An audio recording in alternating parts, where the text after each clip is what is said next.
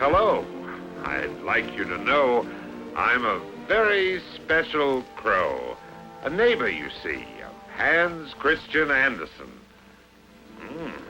I lived in a tree right over his head and heard every word of the stories he read to his children when he put them to bed. I used to sit in a tree right near his window and listen to the stories, too. And these stories were so full of magic that the woods became magical and the tree became magical. It forgot about the seasons and budded in wintertime and became green and put out flowers, even while it was snowing. And so I sat in that tree and listened and learned the stories by heart. And now I go all about the world, telling them to anybody who wants to listen. So many stories, so full of things, full of toads, which, as everyone knows, are useful for spells. And there are lots of princesses in these stories who get into all kinds of danger, and ferocious giants, too. And for every princess, of course, there's a prince to save her from the dangers. And my favorite story of all, the wild swans.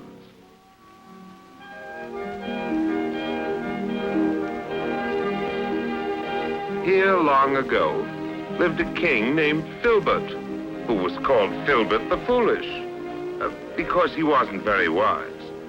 Now, Filbert needed a big castle because he had many children, 11 sons and 1 daughter. The princess was a very loving little girl. She took care of her brothers and was a second mother to them because their own mother was dead. And on the day that our story starts, the children were very, very happy and were playing their happiest game, a masquerade game in which they all pretended to be different animals. And the reason they were so happy was because the king, their father, was bringing home a new wife. He didn't know very much about his bride, but she had told him she was beautiful. But all the children knew was that their father was bringing home a new wife, and that they would soon have a new mother who would love them and care for them. And so they were wildly happy, dancing and singing and celebrating the marriage.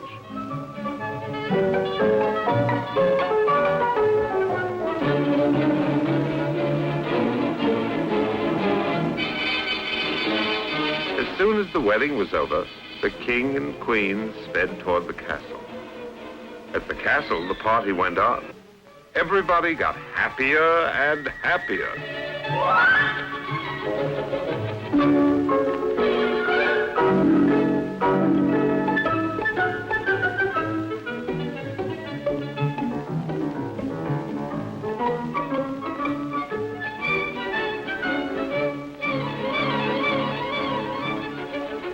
The children danced and played and had a wonderful time, and couldn't wait until their father, the king, and their new mother would come home to the castle. The road is open. Quickly, boys. Call the horse. And the rooster. And the little kittens, too. They're running as fast as they can right now. The puppy's running. Wow, wow, wow.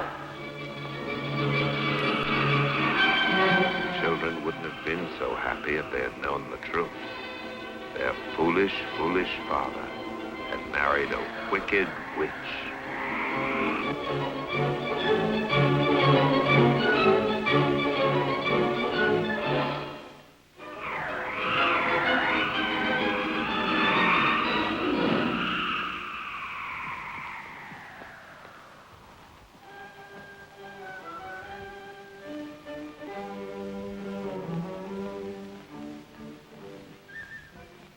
Here are my sons.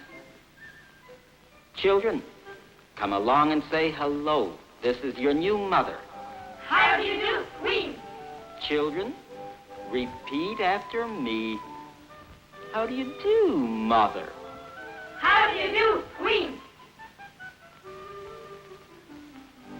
This is my eldest son, Christian. This is Claus. And these are twins, Hans and Knut. That was Herman, And these are more twins, Otto and Ferdinand. And these are Justine, Johann, and August. And so the king kept introducing the queen to the children, growing more and more foolish as he did so, because he felt a little This embarrassed. is my youngest son. And embarrassment always made him sound even more foolish than he normally was. And foolish Filbert didn't realize that his queen was growing angrier and angrier. Finally, when the boys were all introduced, it was the turn of his daughter, the princess. You see, she has been a mother to all my children. All right, I've met quite enough brats for one night. And they'll soon be sorry they met me. Don't worry. Maybe she's nicer than she looks. She'd have to be, wouldn't she? Oh, dear, that isn't what I meant to say. I mean, well, maybe she'll be all right.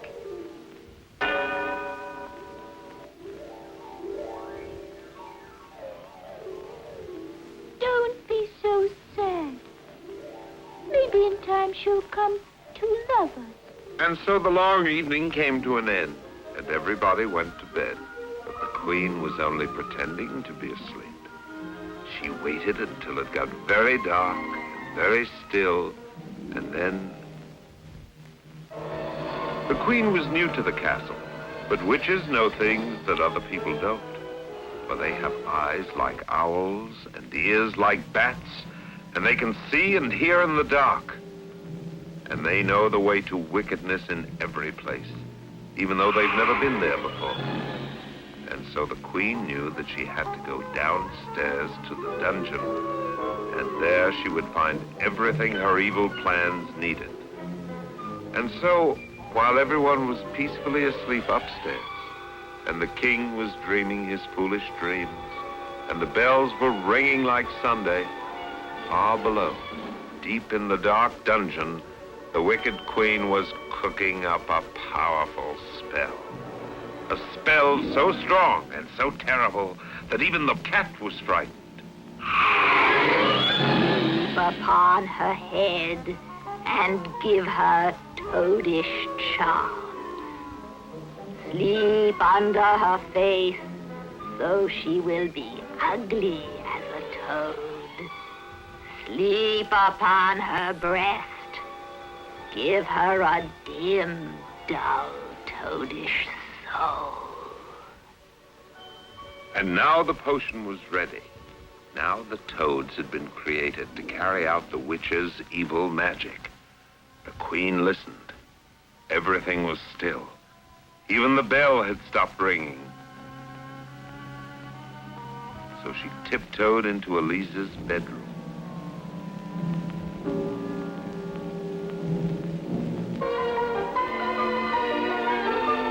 Sleep upon her head and give her toadish charm. Sleep under her face so she will be ugly as a toad. Sleep upon her breast. Give her a dim, dull, toadish soul. But as the witch looked on, she was amazed to see her loathsome little servants turn to beautiful roses when they touched the sleeping girl.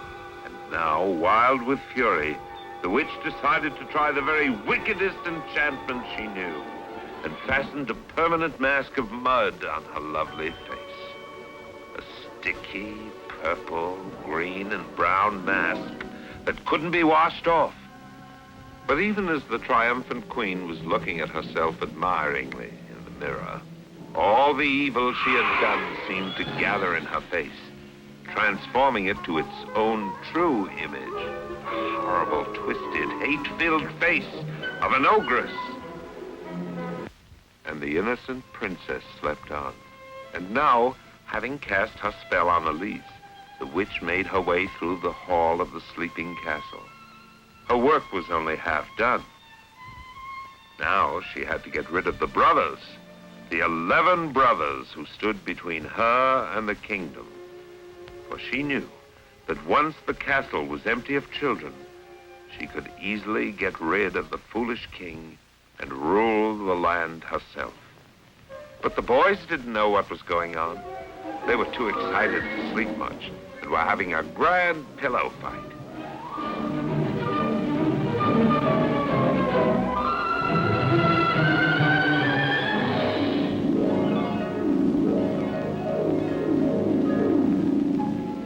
Shh!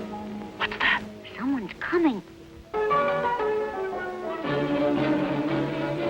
Now, for the rest of these miserable brats. Powers of darkness, a charm I seek. Hair to feather, nose to beak. Ooble gobble, hooba hey. Heed my words, turn to birds and fly away. Not ravens, ravens are near, but swans fly far. Swans, you hear? Swans you are. Black or white, your birds tonight. White or black, you won't come back. As for you, Shorty, I think I'll have you for supper. Come back here. I'll paddle you till you can't sit down. Rather be a swan, eh? Well, that's not so safe either. I like swan soup. Ow! Wait till I get hold of you. Ow! Wait till I get hold of you. I'll pluck your pin feathers out.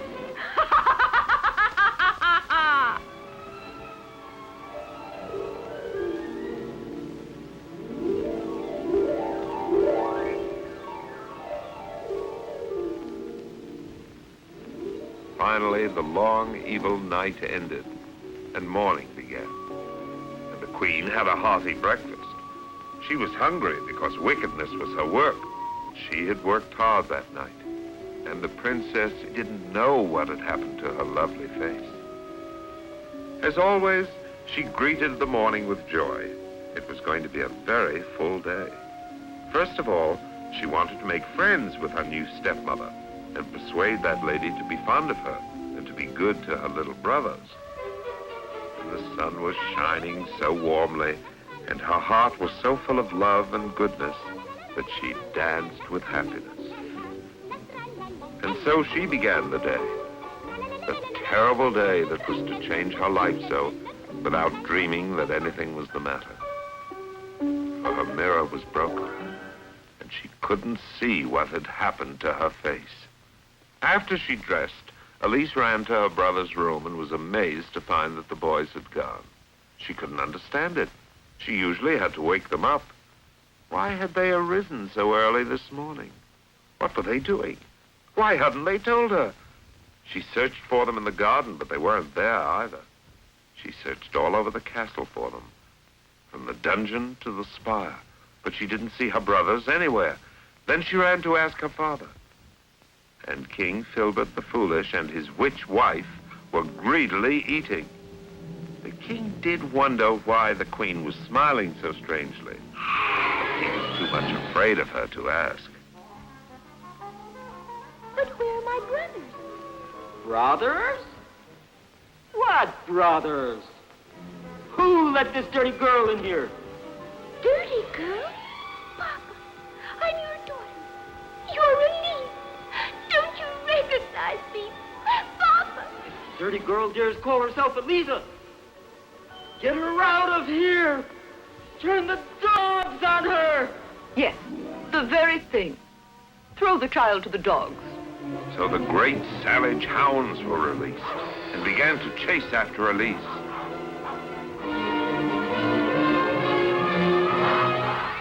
Oh, no! Wait! This is I, Elise! Don't you know me? I'm Elise, your friend, Elise. Remember? The bird remembers. Yes, you do know me. Oh, thank you, dear dogs. You are my friends. My only friends now, I think. Goodbye. Goodbye, boy. Goodbye. Goodbye. Goodbye. She didn't know how her face had changed and couldn't realize that her father simply hadn't recognized her. And then, in the pool, shining like a mirror, she saw the mask of purple mud that her face had become. No wonder her father hadn't known who she was. What had happened? What had changed her? The little princess was so good herself that she couldn't believe the evil of others and didn't realize that this had been done by the lady who had come to the castle, that she had been enchanted by a witch. Finally, worn out by grief, she lay down on the ground and fell asleep. And as she slept in the forest, she dreamed. Sister, sister, we are swans. We've been enchanted. We are swans. Now the wind began to howl, blowing the dream out of her sleep and the sleep out of her head, and she woke up. But even after she was awake, the dream stayed with her, and she knew that her brothers had been turned to swans. Finally, the forest ended, and she came to a house and a pretty garden. But she was not to have even this brief moment of peace. For witches, as you know, can see dreams. And the witch had overheard her dream all the way from the castle and knew that her brothers had told that they were now swans. And the witch did not want her to be searching for her swan brothers and began to cast another spell. Hello, little girl. Oh, how do you do, kind lady? And what's happened to your face? I really don't know. Pretty ugly, isn't it? I'm looking for my brothers. Brothers? You didn't happen to see 11 swans, did you? Well, I don't like to tell you this, but I did. Just yesterday, I saw them, my dear. An eagle ate them all up and then flew away. Oh, no! Yes, I saw the eagle eat them one by one. Didn't leave a feather. Now, don't cry, dear. Just come inside. You can stay with me. You can keep me company and cook and sweep and wash the clothes and tend the geese and feed the pigs. I don't care how ugly you are. I'm not so pretty myself. Come along, dear. Elise was so saddened by the lie about her brother's death that she stayed in the lonely cottage for years and years until she had grown up, but still wore the magic mask of purple mud.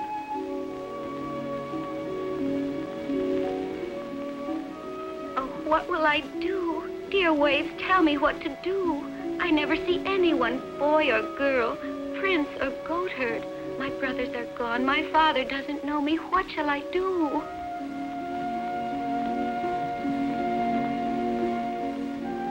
But you can't tell me, can you, Waves? All you can do is play with the pebbles and make fishes dance and move under the moon. But you can't tell me what I want to know. But all this time, the swans hadn't forgotten their sister. Each year, they'd come back to the castle looking for her. And although they never found her, they kept searching. Look, swans! Just look at those swans! They're as white as snow. Kill them! Kill them! Kill them! For each one you kill, I'll give a hatful of gold.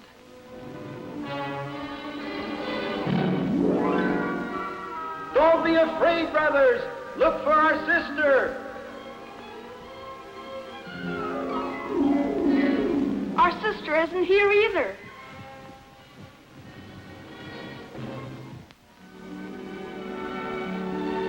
Sadly, the Swan brothers flew away from the castle and resumed their tireless search for their sister.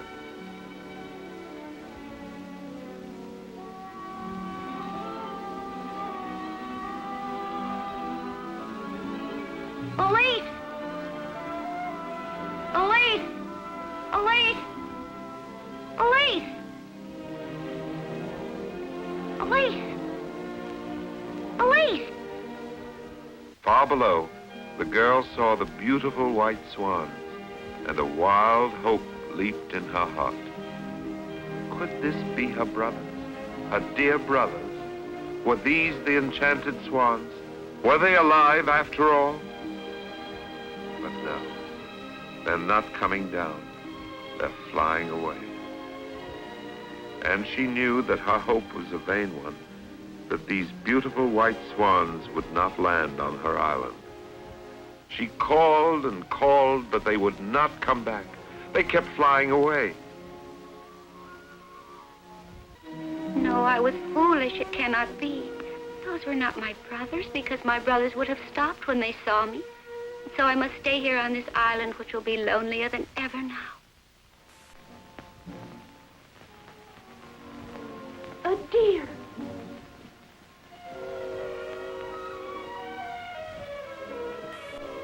And wounded. Don't go there. It's dangerous. And then, so marvelous to behold, Elise saw the stag gain strength, stand tall, and before her eyes, from a poor wounded animal, he became a very king among stags. If it can do that for him, perhaps it can do something for me, too. Perhaps it can wash away this horrible purple mask of mud. But it's so far down. Maybe it's another trick of the witch. Maybe it's all a mirage. No pool, no stag, only sharp rocks. She wants me to jump and dash myself to pieces. Oh, dear, what shall I do? What shall I do? I'm so afraid. Swans! Oh, Swans! You're here! You're here! And the princess was in despair. These could not be her brothers. They refused to recognize her. These were just strange white birds who would fly off and leave her lonelier than before. And now she knew that the most important thing in life to her was to wash herself clean of the enchantment or to risk her life trying.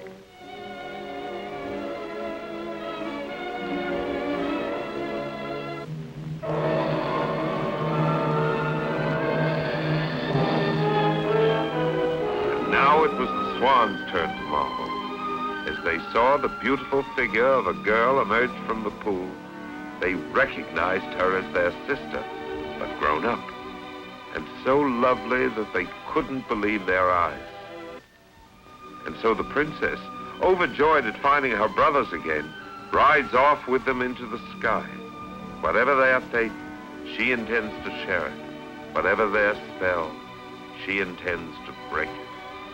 And as the sun dives into the water and darkness fell, the swans dived too and landed on a tiny speck of land. And the princess was amazed to see them turning into their own dear selves once again, loosing their feathers and wings and becoming her handsome brothers.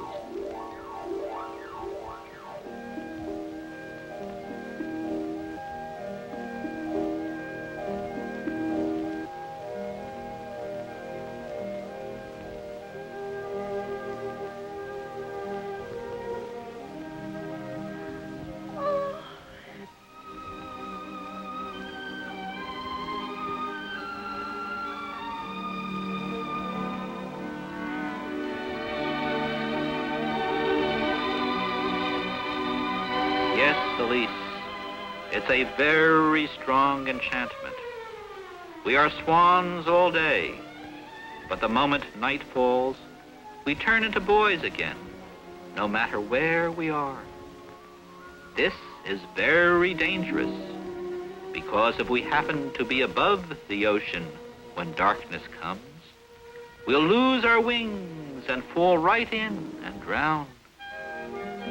This was part of the witch's plan, too.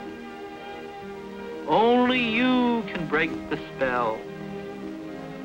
You must weave us a coat of nettles, 11 coats, one for each. And from the time that you begin to weave our coat of nettles until they are finished, you must not speak a single word, or we will all die, slain by your words.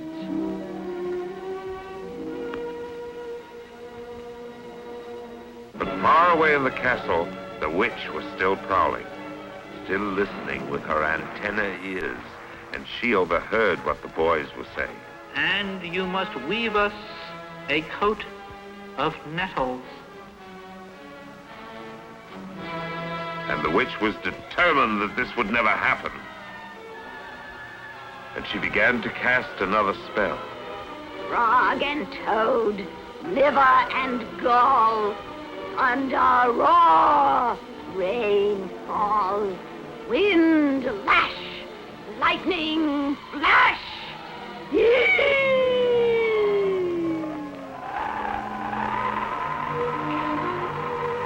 But the swans flew so swiftly that they outraced the storm. And the witch was furious. Sisters of storm, hear my command. Wind lash, lightning flash, destroy that princely land.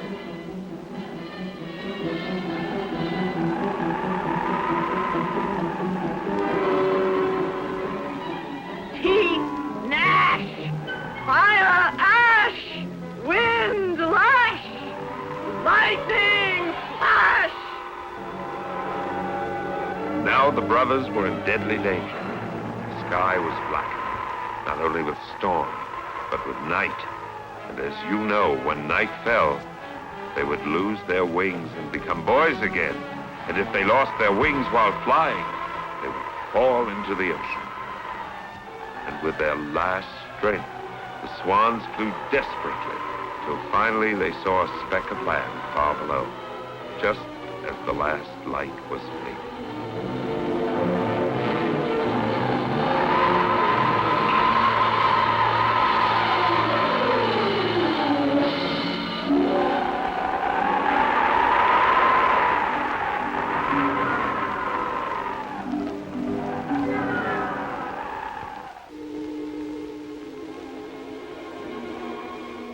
After resting all night, they left the little island in the morning.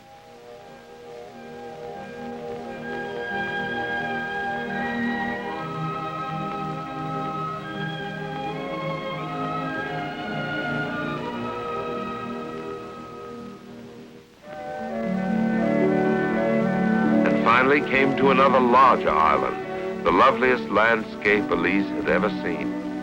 And she thought she would be very happy here, living with her brothers, cooking for them, and taking care of them, finding the magic nettles, and weaving the jackets that would break the spell and make them boys again.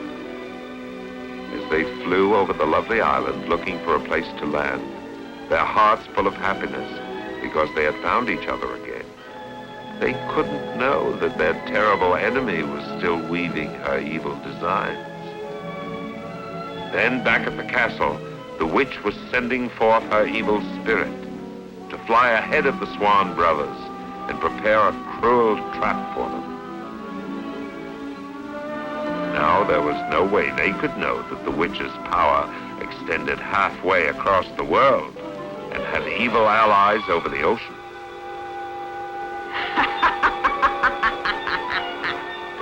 Just wait till they land on that island. Wait till they meet my friend. Oh, Father, look! Wild swans! They're coming down! Yes, I've been expecting these particular swans. They don't know it, but that stupid sister of theirs is going to help me ruin the king and capture the throne. And believe you me, dearie, what I mean, it'll stay captured.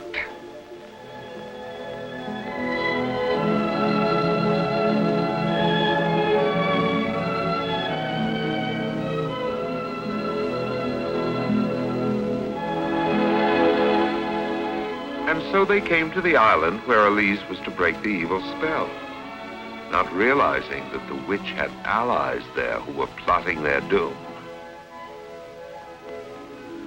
Finally, they found a place to be their home, a little cave dug in the hillside. Here you will live. We will fly away during the day and return at night. But you must stay here day and night and weave the jackets, for we are tired of being swans. Here in this cave will I dwell, knit the jackets and break the spell. And until then, not speak a word. And so the brothers flew away, leaving the princess to find the nettles and begin weaving her counterspell. And that very day, Elise found a field of nettles and began to pick them. Then she realized how difficult the task would be. For nettles are nothing but a cluster of tiny, sharp little thorns that burn like fire when you pick them. These were magic nettles, so they burned even more hotly and tore Elise's delicate hands. Many times she thought she would have to stop, but each time she told herself, if I stop, the spell cannot be broken, and my 11 brothers will be swans forever. So she kept on picking the fiery nettles. All night long she picked. And the moon rose and fell, and the sun came up, and still she was picking, for she needed enough for 11 jackets.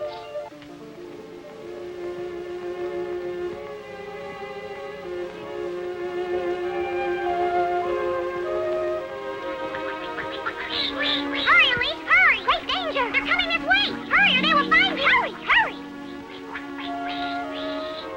Well, you warned her. Now hurry or they'll catch us. Elise didn't understand what her little friends were talking about, so she calmly took her nettle wool and began to knit the jackets.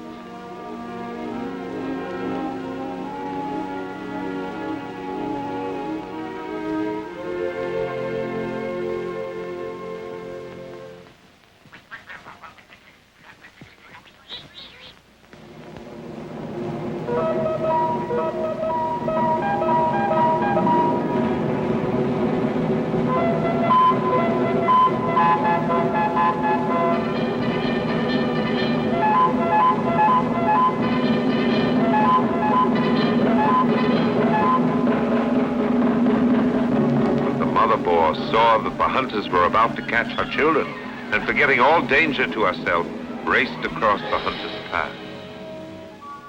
Elise heard the sound of the hunt, but didn't know her friends were in danger.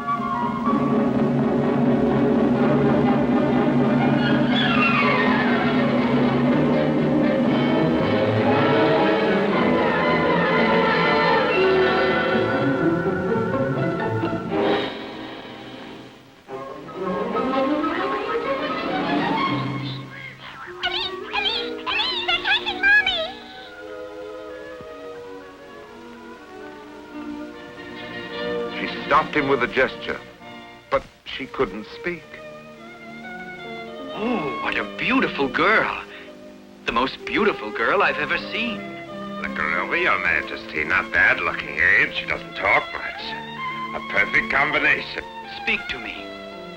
Oh, speak to me, beautiful maiden. Who are you? What's your name? Where are you from? Answer me. The young fool's falling into the trap. Come with me, oh beautiful girl. Come away with me, please. Show her who's king around here, why don't you, Your Majesty? Yes, let's go. Elise couldn't have left us on her own. She must have been carried away. We must find her. Tomorrow when the sun rises, we'll search for Elise. Now here's the scoop, Drew. The king has fallen in love with this stupid little swan girl. Just exactly as I planned. And I'm telling everybody that she's a witch. Water's freezing. Hot water coming up? Oh, now it's too hot. Numbskull, you're a numbskull. Watch now. Watch closely. Eyes open, dear. Wide open. It's the only way you learn. Watch her. She's worth watching. She cost enough. Too much.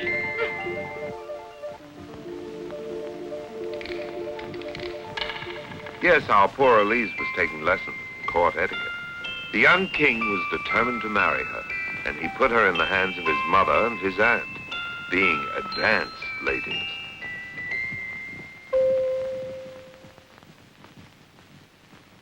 They used a fully automated lesson plan, a do-it-yourself walking, dancing, curtsying, cake-cutting bridal doll.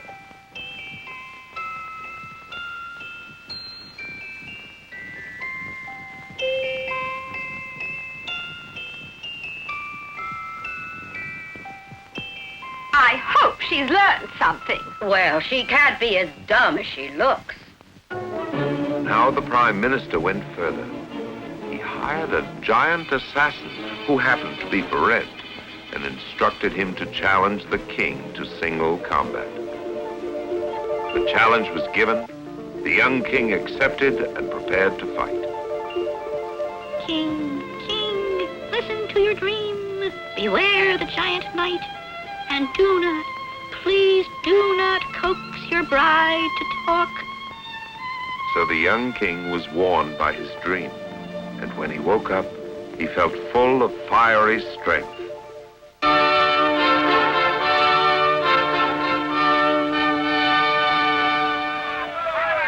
But now, as the trumpet sounded, the king put aside his troubles and joyously spurred his horse to a gallop.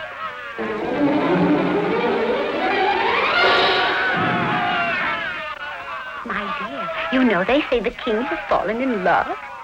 Yes, so he has, with a witch.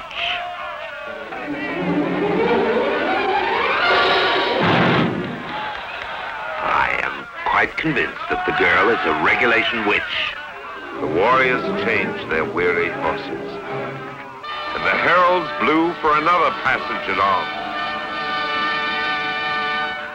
And now the fight was furious. Again and again the young king struck, but his mighty blows seemed to have no effect upon the giant. It was as if the whole enormous man, not only his armor, was made of steel. And finally, the giant seemed to gain strength. The king seemed to weaken. Just then he saw Elise, and the sight of her lovely face filled him with new strength.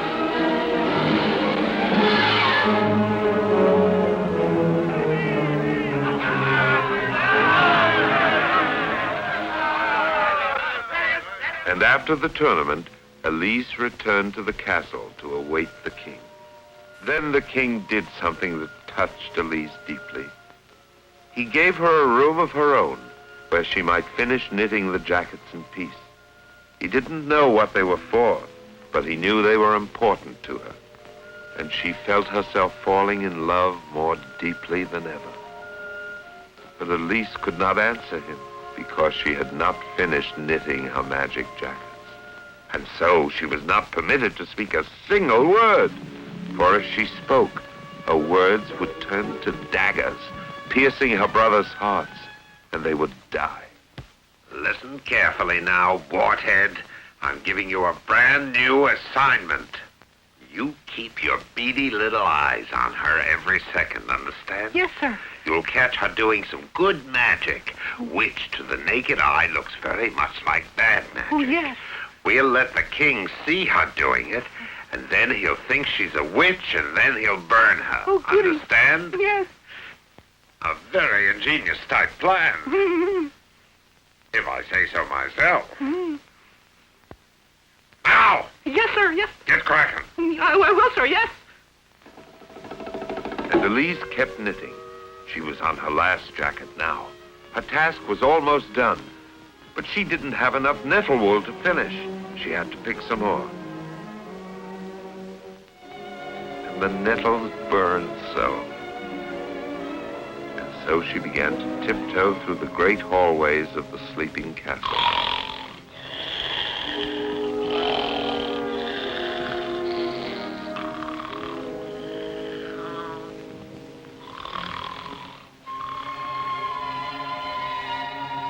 In the meantime, in the garden, the helper is keeping a bleary eye on things. But I'm not afraid. I've got something to keep me warm.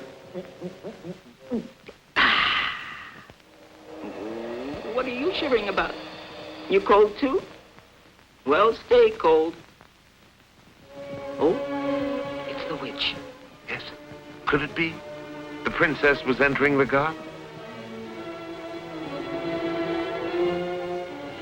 Wake up, the witch. Witch? Wake up, Your Majesty. A witch. Which witch? And all this time, the witch was keeping her telescope eyes and her antenna ears sharpened for what was happening on the other side of the world. It was she who had put it into the Prime Minister's mind to convince the king that poor, innocent Elise was a sorceress, and that the good spell she was weaving to save her brothers was a bad spell. And now she decided to take a hand herself and weave an enchantment that would destroy Elise forever. And assuming her most terrible form, she summoned up a squadron of her witch sisters and sent them into the garden where Elise was, so that those watching them might believe that Elise was herself a wicked sorceress. And that indeed is what they saw. And before his amazed eyes, he saw Elise picking nettles in his garden, muttering and talking to herself, and weeping and pulling them up frantically by the roots. He simply could not understand what she was doing. There she is, Your Majesty, down there. See her in the garden, picking herbs by moonlight. She's a witch, a typical witch. I ought to know. I've roasted hundreds of them. Hundreds, thousands maybe, perhaps more, millions. And she'll be 1,000,001.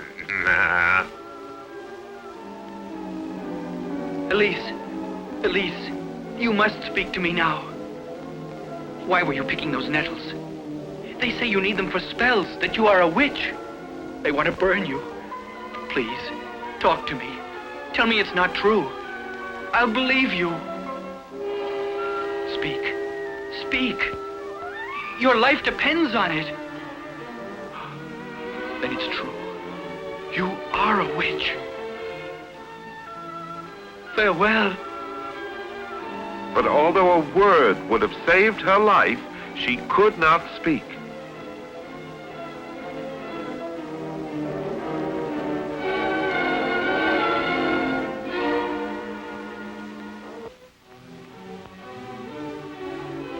Elise! Oh, you've decided to speak. Tell me you're not a witch. Please, tell me. Elise! Elise! She is a witch. Burn her. She will not burn. She must burn. The people demand it. I say no. Please, Your Majesty. Just this once. Be reasonable.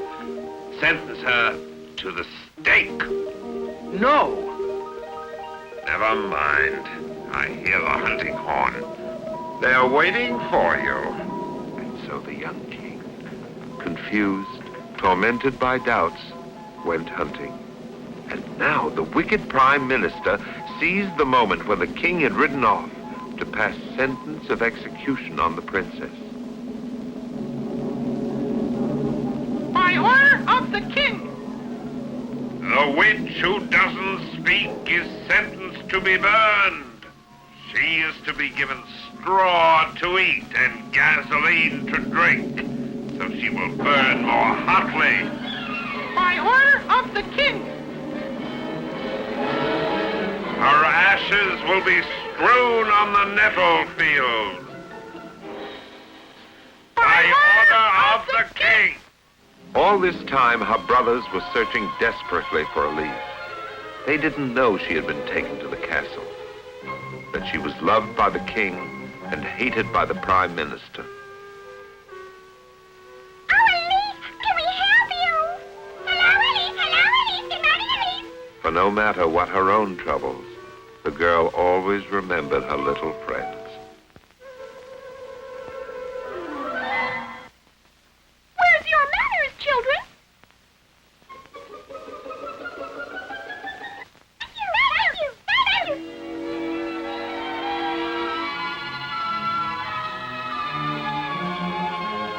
She's here!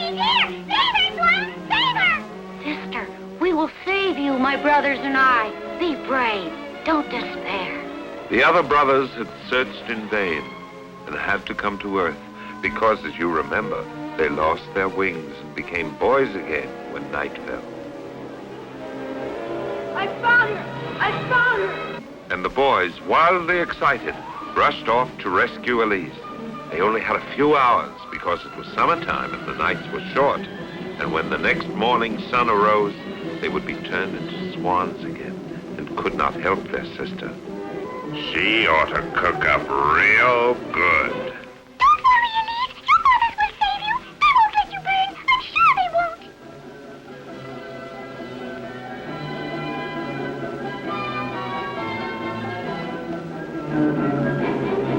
She ought to make a very interesting barbecue. But it's not altogether sure that there was no one to save her. Her brothers were charging toward the prison. They were determined to rescue her. All they had to do was break down stone walls, defeat a regiment of armed guards, and bear her off through a town full of enemies. But they were very brave boys. And they kept coming toward the dungeon. They had to run more swiftly than they could ever run before, because they knew that when the sun came up, they would be turned into swans again and could do nothing to save Elise from the stake. It was a race against the sun. And now, as dangers pile up on poor Elise and the forces of evil seem to be triumphant, it's time for me to enter the stories and play my part in them. So here I am on the castle wall, watching Elise being taken to the stake. And seeing that lovely girl about to burn as a sorceress, I was so full of fury that I didn't know what to do. But I knew I would do something. I watched them fight, but I knew the guards were too strong for them, and I knew there wasn't much time left. Soon it would be dawn, and they would become swans again. And sure enough, that's what happened.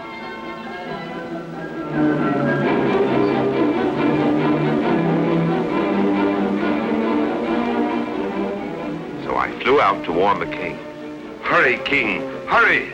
They're burning Elise. They'll leave nothing but ashes.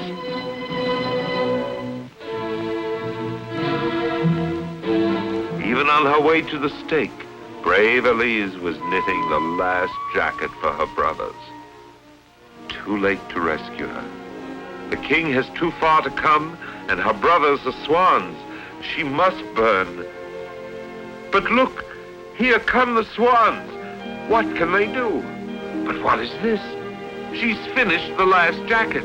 She's putting them on. She's changing them back into themselves. And they're preparing to risk their newfound lives to defend their sister. The young king heard the sound of battle and spurred his horse on.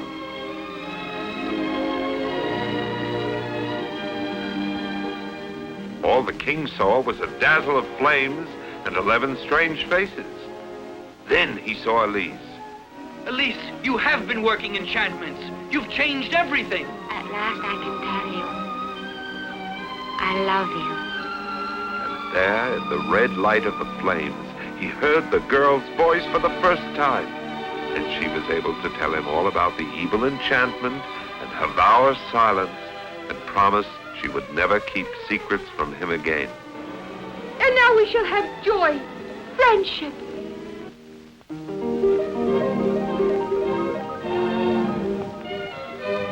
And so he took Elise back to the castle. That very night there was an enormous wedding. And we come to the end of our story. It has been very full of things. Like all Mr. Anderson's stories, it comes to life and jumps right off the page.